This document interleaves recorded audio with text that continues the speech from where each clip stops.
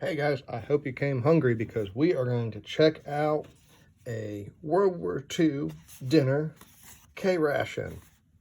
And I got everything that I need here to enjoy this. All I needed really was a cup of cool water for the dinner type ration. So I invite you guys to check me out. So I make exacting World War II ration kit. So not just the dinner type K, I make the breakfast and the supper as well as the ration type D or D ration bar, and the B and M units for the C ration as well.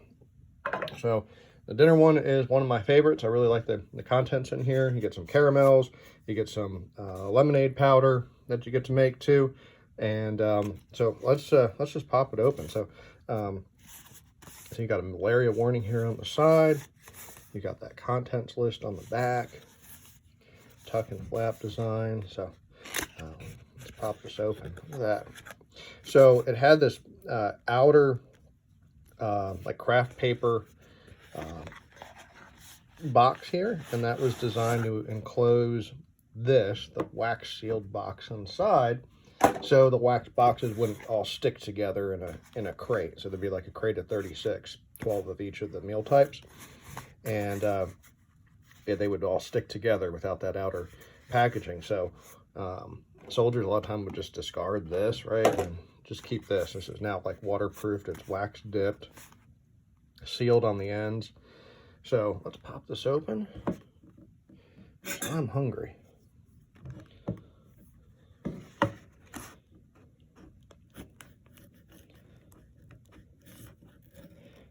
And take care of your packaging, and your packaging will take care of you. I always try to be careful when opening any of the packaging, like the cartons or whatever, because as a former reenactor, it'll let you reuse it over and over again.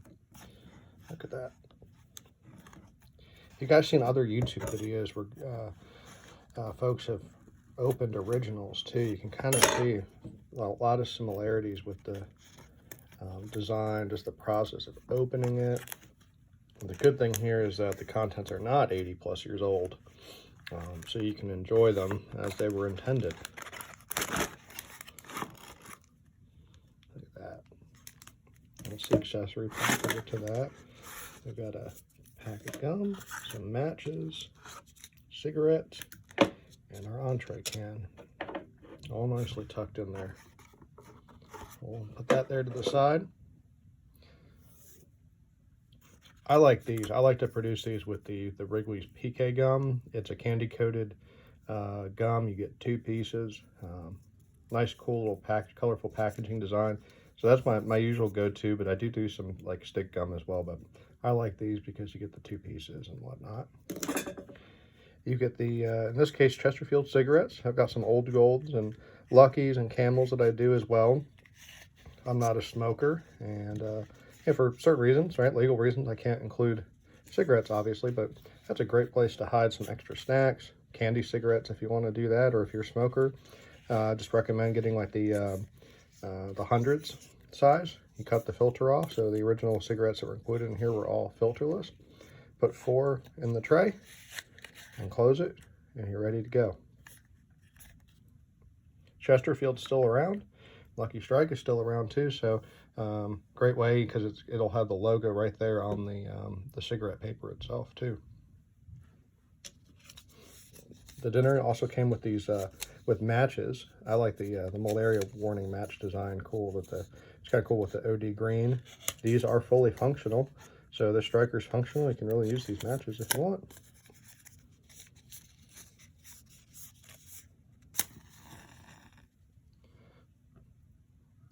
It's a great way in the field to light up a fire, light your cigarettes, and keep that in a pocket. Great pocket filler too.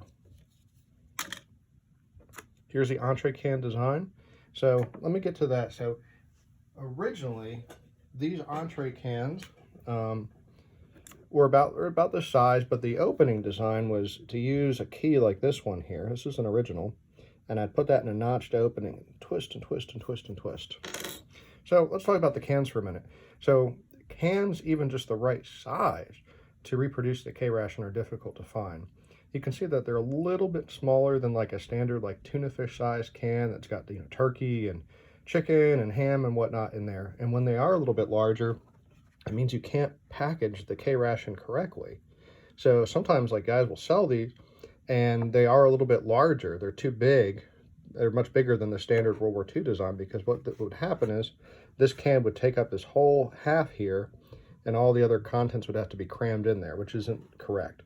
This would sit in here like this with the cigarettes here on the side, like that, and the matches on the top. Right now, I am the only World War II K ration maker that's got the correct size cans. And it allows the whole packaging to fit right. And the cans are still, you know, kind of in development. So, you know, my cans have a twist key here on the bottom. They are OD painted, lacquered, and they've got the correct stamping. And the contents will vary, but typically what I do is for the breakfast, I'll include a ham. And for the supper, I'll include like a pork loaf. And then for the dinner, this is actually like a chicken meat. So what was originally included was like a processed cheese. So if anybody knows any makers that make a canned cheese this size, oh man, I'd be forever in your debt.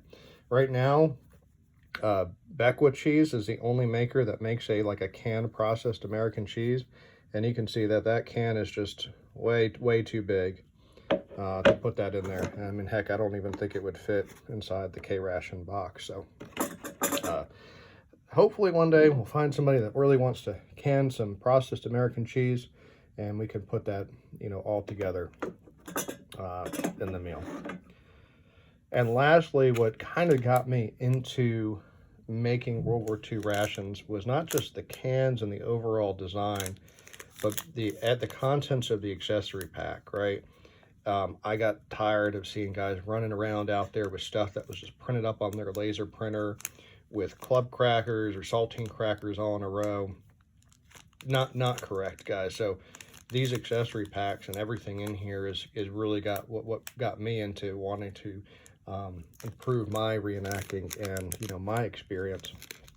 So the contents here of this accessory pack here are designed where I made it where the cellophane outer wrapping is reusable, which is awesome if you want to reuse your packaging or that you want to save that bag to keep your contents waterproof. Everything's like really tight sealed in there. We've got some sugar, we've got the lemon juice powder, we've got the Chocolattos in the tray. We've got a pack of the larger JB Car Square type of biscuits right there, and a wooden paddle spoon. Let's try to get everything all kind of laid out here, that you can see the contents all together. So good variety of packaging and design. And let me get started here. I kind of talked through these items here already. The lemon juice powder, we'll pop that open here, right? So this isn't Crystal Light. This is true lemon juice powder. It's not sweetened. It's 100% pure dried lemons. That's what was in the K rations originally. So the idea was that if you're using a like a Crystal Light, there's no reason to have the sugar. It's already artificially sweetened.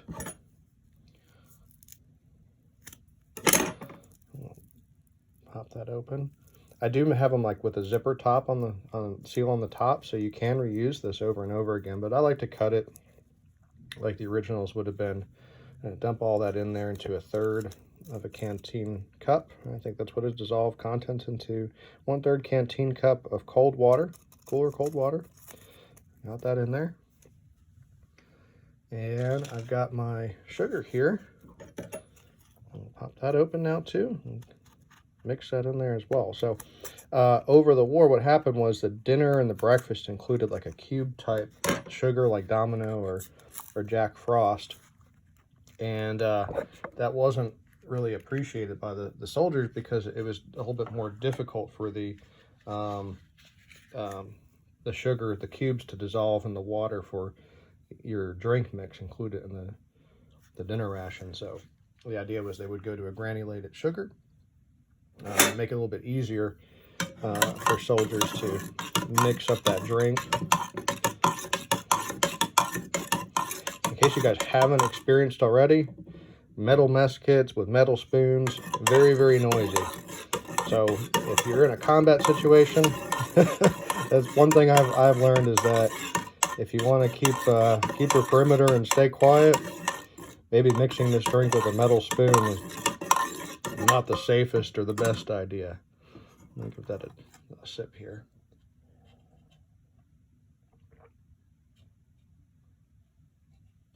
Delicious. I love that one. Here we got some Chocolatos, and that was supposed to be the confection or the dessert that was included in the dinner ration. I've got some like regular caramels as well. I like to include the Chocolatos, right? So, and the reason being is, I mean, you get some really, really cool looking color packaging, and you get to experience something that's different, right? So chocolate caramels aren't overly popular nowadays, we'll say. They are difficult to find.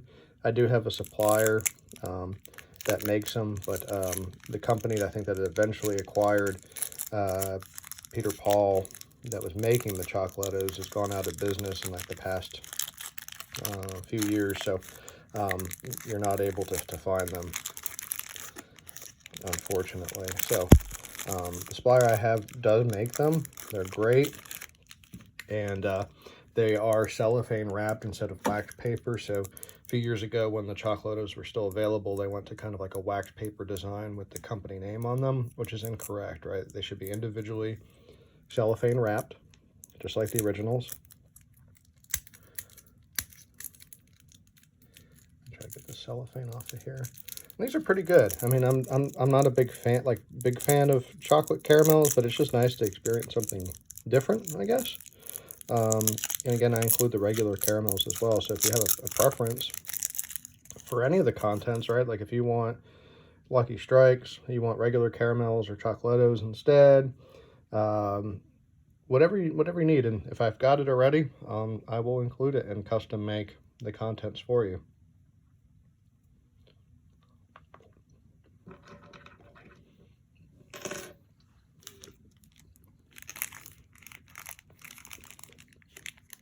I'm going to be chewing on this caramel for the rest of the video. It sounds like I got a bunch of food in my mouth.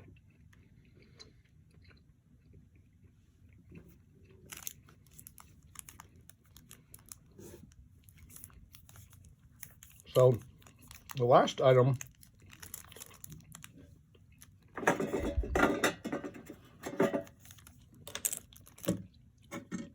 is these the JB Car Biscuits, and as I've explained in a couple of my other videos, these aren't hardtack crackers, right? In terms of thickness, width, length, design, hole pattern, nomenclature across the top, tightly cellophane wrapped and heat sealed, these are correct. They follow the exact World War II Department of Defense recipes. So these biscuits here are made with several different kinds of flour, lard, milk powder, malt, salt, sucrose, invert sugar, and then they have a varied baking technique where it kind of pulls out enough of the moisture where these will hold probably forever, but it's designed where they won't over dry, where they're brittle. They won't break, but they also won't spoil as well with all that moisture stuck here in the cellophane. I can tell you guys, it probably took me a couple hundred iterations to kind of figure it out, how to do that. And now I've got a third-party bakery that makes them for me, and they do such a great job here in the design. And these are fantastic with, you know, whatever entree you have. So you've got like a pork loaf with these guys here in a bouillon powder for the supper. So the supper, you'd put your bouillon powder in like hot water, and you can crumble up a handful of these and put them in there and save the other ones for the entree. for the dinner. You'd have in this case, chicken. We normally have like a cheese, and you can scoop that up here with the biscuits. So I hope you guys like what I put together here for the dinner K Ration. I'll always continue to make improvements, and I'll do the best I can to include all those updates and recent updates in periodic videos. And I invite you guys to check out this K Ration, the other two K Rations, the early war K Rations, the C Rations, the D Rations, and the German Rations that I offer on eBay and Etsy. On eBay, it's Hero Rations, and on Etsy, it is Sir Coffee, C-I-R Coffee. So thank you guys. I really hope you want to check it out, experience what soldiers ate during World War II, and make a great gift item for the guy in your life who loves World War II. And heck, what guy doesn't like World War II in history? All right, thanks everybody. Have a great day.